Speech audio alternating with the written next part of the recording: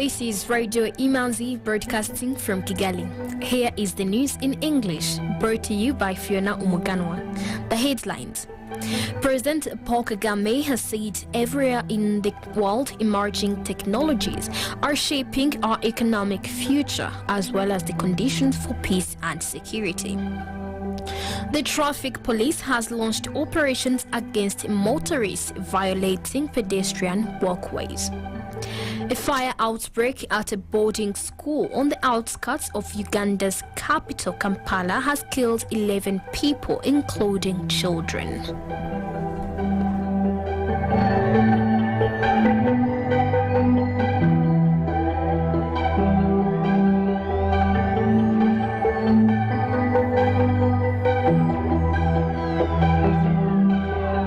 Welcome back. News in detail.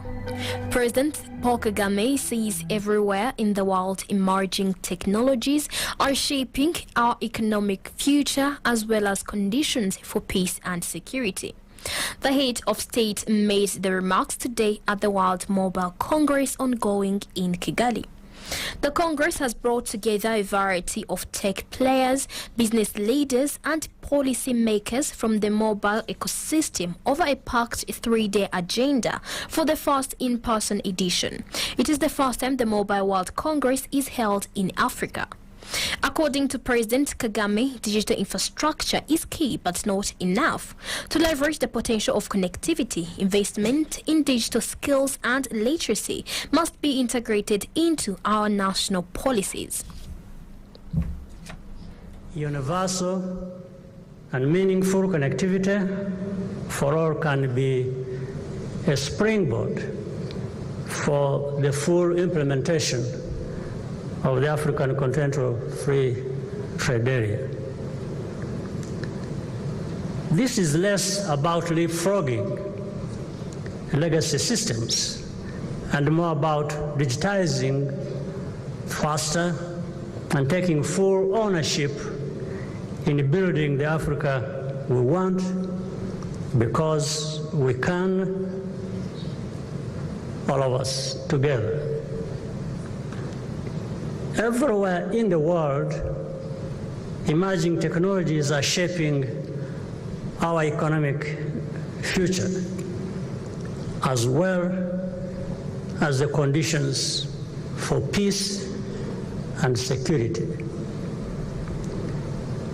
To speed up prosperity, technology has to go hand in hand with good governance. I trust that you will take this message with you throughout the conference.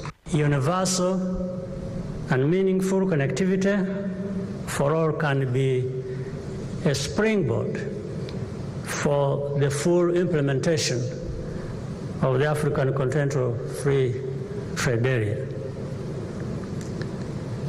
This is less about leapfrogging legacy systems and more about digitizing faster and taking full ownership in building the Africa we want, because we can, all of us together.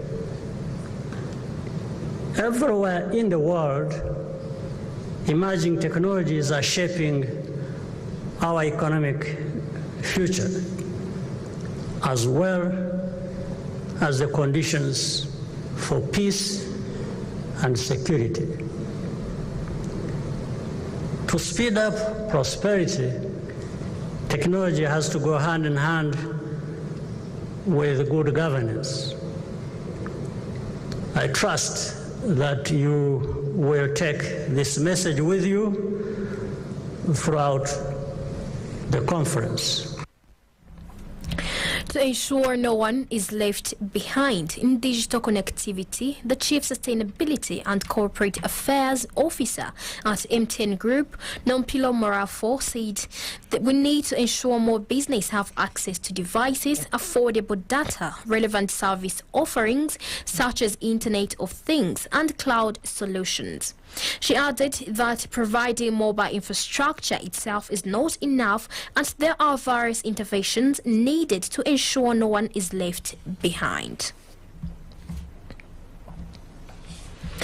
The ruling party RPF in Inkotanyi has resolved to set up a leadership academy that will equip young people with the party's principles, values, norms, discipline and standards of leadership in a bid to pass the mantle to the next generation of leaders. The development comes as the party gears up to celebrate its 35th anniversary. The academy, which has been requested for over the years, especially by the youth, was agreed upon during the Bureau Politic meeting that brought together over 2,000 senior party delegates from across the country. The party also announced that part of what was discussed during the meeting included applying unconventional means of working that are aimed at achieving quick, measurable and sustainable results, giving utmost attention to people's concerns and refraining from abuse of power. Other resolutions from the Bureau's politic included promotion of welfare, through working to uproot malnutrition, economic development, effective service delivery, and a communal approach to parenting. The traffic police has launched operations against motorists violating pedestrian walkways. The police says it has become a practice that when new roads are constructed or upgraded, motorists tend to use the road anyhow by disregarding road safety standards, putting people's lives at high risk. Violating zebra crossing, one-way traffic, green zones and making U-turn at prohibited junctions all become a common phenomenon. In some circumstances, these serious violations have resulted in preventable accidents. In an effort to prevent these reckless human behaviors and to ensure safety of all road users, the Rwanda National Police Department of Traffic and Road Safety has now started operations not only to educate but also to penalize violators. The Rwanda National Police spokesperson, Commissioner of Police John Bosco Kabera, said this is a combination of operations and awareness to educate road users on road safety standards, to influence behavioral change, to save lives lost in accidents, and to protect the environment. CP Kabera warned against high-risk behaviors and urged all road users to abide by the traffic rules and regulations. Over 100,000 students are yet to report back to their respective schools, according to the Ministry of Education. The report by the ministry shows that under the 2022-2023 academic year, 3,647,758 students were supposed to be at school by now. However, 3% of those have not reported to school yet. The Ministry of Education, in collaboration with schools, is carrying out an assessment in all schools in the country to know why some students are yet to report to their schools. The report by the Ministry of Education also shows that about 6,000 teachers have not yet reported to schools where they are supposed to teach. Officials explain that some teachers, despite having passed exams, have not yet reported due to various factors.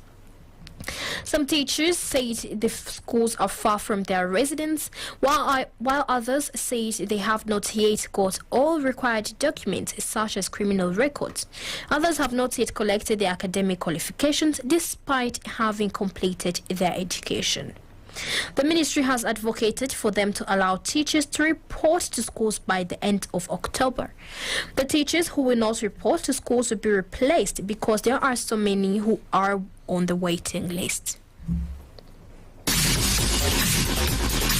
Economic news is a regular feature on Radio Imanzi. The Rwanda Stock Exchange Market Report.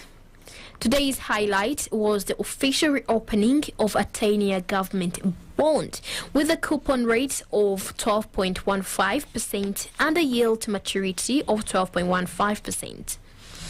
The trading session recorded its turnover of 116,206,000 rands and francs worth of bonds traded in 3 deals on the fixed income market and 319,900 rand and francs from 1,800 shares traded in 8 deals on the equities market.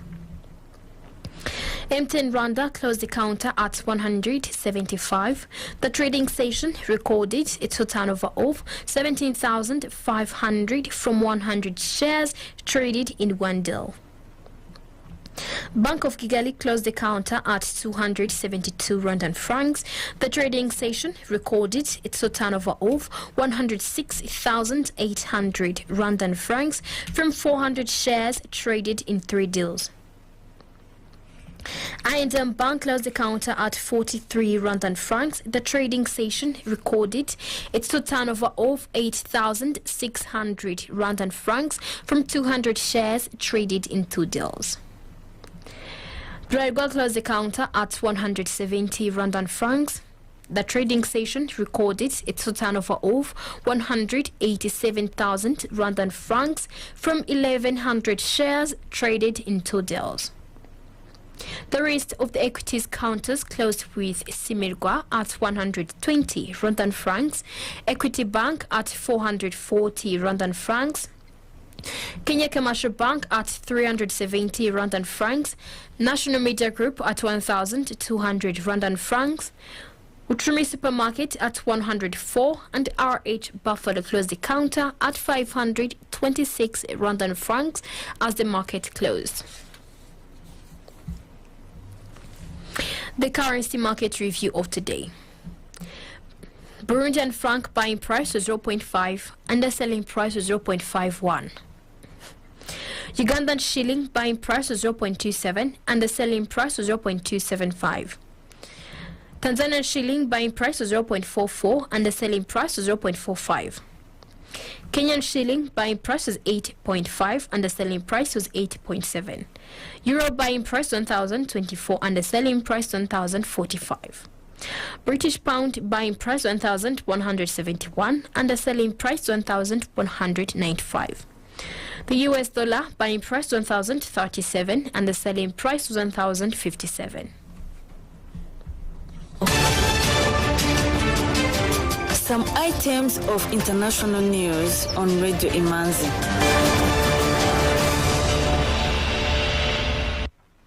Delegates of the Ethiopian government and the rival Tigray forces have started peace talks in Pretoria, South Africa, marking the first formal meeting between the two warring sides after nearly 2 years of bloody conflict. The talks are being mediated by an African Union team led by Nigeria's former president Olusegun Obasanjo, supported by Kenya's former leader Uhuru Kenyatta and South Africa's ex-vice president Funzile Mlambo Nchuka.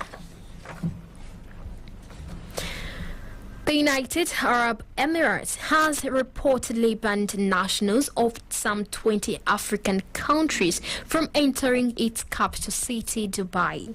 Countries affected by the visa ban include Uganda, Ghana, Sierra Leone, Sudan, Cameroon, Nigeria, Liberia, Burundi, Republic of Guinea, Gambia, and Rwanda, among others.